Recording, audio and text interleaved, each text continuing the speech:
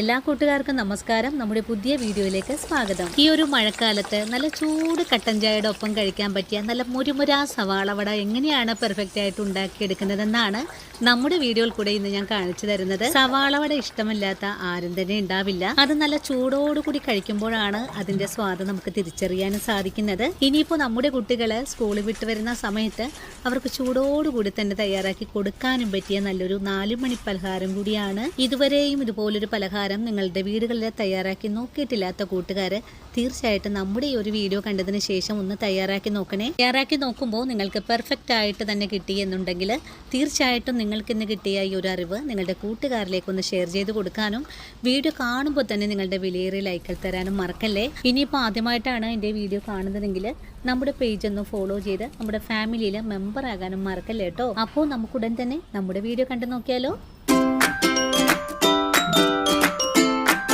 ഇനി നമുക്ക് സവാള വട തയ്യാറാക്കാൻ തുടങ്ങാം.